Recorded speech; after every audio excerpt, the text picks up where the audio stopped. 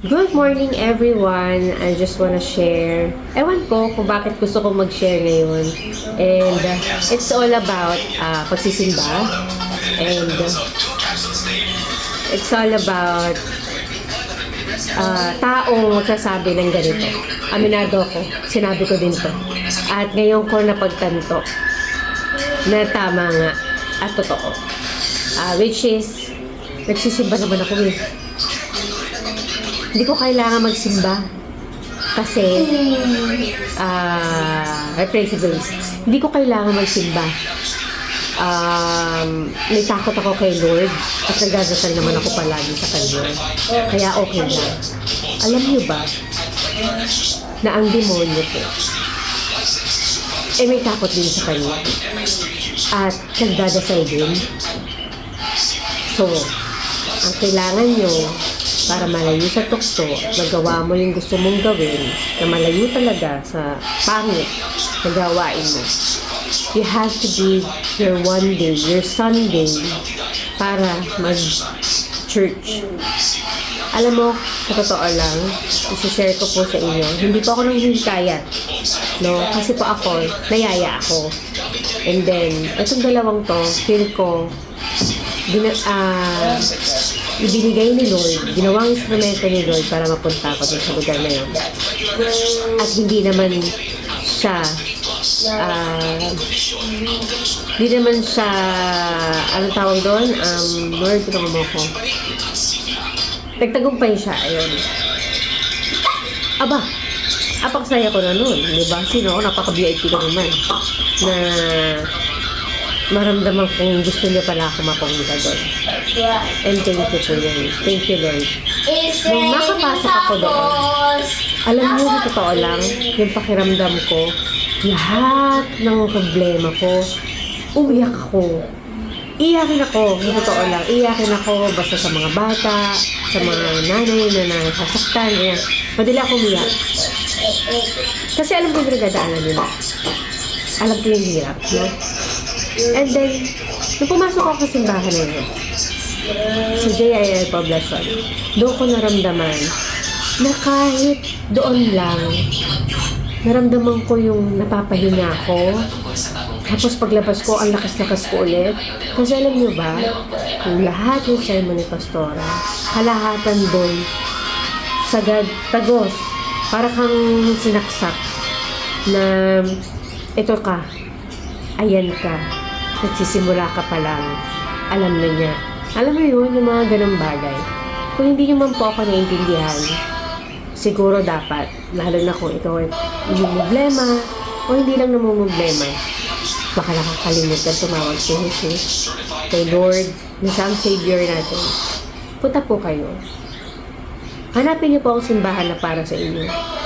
Kasi iba po yung meron pong nag-guide sa inyo, meron kayong nakikinig, at meron nagtuturo sa inyo. Hindi po ako palabasan ng Bible, sinusubukan ko magbasa ng Bible. Ang hirap niyang intindihin, nakakaloka siyang intindihin. Kailangan ko pa ng Tagalog, English. Para akong batang musmos na hindi makaintindi, na kailangan talagang i-guide. At tanggapin niyo po yun. Yung mga tao talagang ilalapit sa iyo si Lord para maintindihan mo lahat. And hindi nga ako ganito, nakakapagsalita po ako eh. Nag-share ako ngayon. Pero ang sinishare ko po, yung talagang nangyari sa akin. Which is, ang dami kong gustong baguhin sa sarili ko. Like, sa bisyo pa lang, kailangan kong ilayo para maging ina sa mga anak ko. Hindi palaging andyan yung partner mo, hindi palaging may tutulong sa'yo. Nakasanayan ko naman ng kahit mag-isa ko, nagawa ko naman yun. Pero, syempre, iba pa lang talaga pag meron kang Lord sa tabi mo. Iba kahit wala kang partner, basta idasal mo, ikilos mo, tapos para siyang biglang gagaan. Gagaan.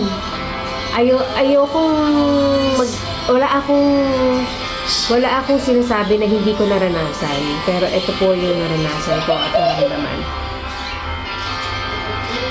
May personal touch ni Lord. Kakausapin ka niya actually. Alam mo yun, yung parang merong makausap sa utak mo Hindi ko nga alam, minsan parang siraulo ba ako? Ano ba ako? Ano ba ito? Ganyan. Basta ang gagawin mo, pag parang merong something sa isip mo, gawin mo yung tama. Yung alam mo palagi yung makakalugod sa kanya. Aminin nyo. Mahirap. Kasi, ang sasabihin ng ibang tao, ang kadalasan yung isipin natin. Ano ba to? Ganyan, di ba? Ano nangyari sa kanya? Pero, okay lang yun. Ang importante, nagawa mo. Kasi totoo lang, pag hindi ko nagawa yung isang bagay, ang lungkot ko. Parang pakiramdam ko, kulang ako. Hindi dahil nagpiplease ako ng ibang tao. Hindi eh. Gusto ko sabihin yun. Gusto ko i-share yun. Kasi yun ako. So, bakit ko pipigilan? Actually, hindi ko alam kung anong maiisip niyo sa akin ngayon. Pero para sa akin, walang paghihirap kaming nararamdaman. Meron man pagsubok. Oo, umiiyak ako. Oo, nalulungkot ako. Kung iisipin ko, ang hirap talaga. Ang hirap maging nanay. Ang hirap isipin yung araw-araw nyo. Kung paano. Pero, naramdaman ko, sa tuwing magdadasal ako, may dumadating. Hindi man sobra. Okay lang. Kasi, ang dinasal ko lang naman, simple at masayang buhay. Okay na ako doon. Basta okay ang mga ano. Bakit ako lalayo doon? Diba? Na kay Lord na, kung ako ba'y pagbibiyayaan niya pa, hindi ko po alam kung anong dapat pang gawin. Sa ngayon, masaya ako kung ano man ang ginagawa ko ngayon. Nagagawa kong unti-unti yung mga bagay na kailangan kong layuan para sa mga anak ko. Dahil binigyan niya din ako ng anak na siya nagsasabi, Ma, magkakasakit ka. Ang bata ni Aika. Diba? Parang ginagamit siya ni Lord na sabihin sa akin, sige ka, mamamatay ka kaagad niyan pagka minum ka ganyan-ganyan. So, natakot ako. Inisip ko si Ethan. Hindi ko na inisip yung sarili ko. Inisip ko yung anak ko, si Aika. Bakit siya ganun?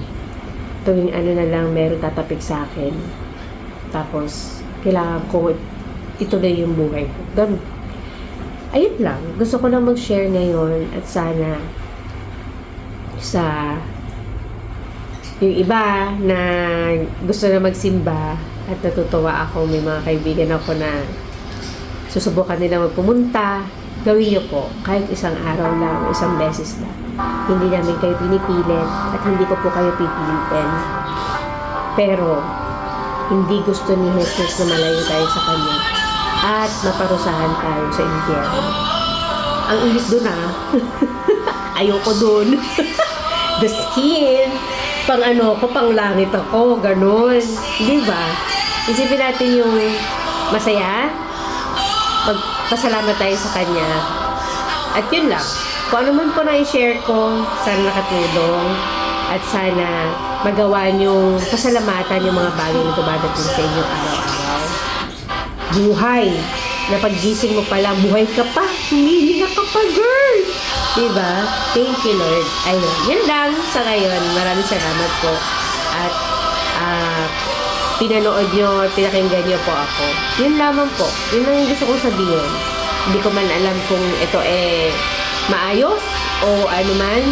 Pero nasabi ko yung gusto ko sabihin. Salamat, Ama, sa araw na to. At sana po ay makatulong ako sa ibang tao. At sana po ay maging masaya kayo na kahit pa paano po ay makatulong po ako sa inyo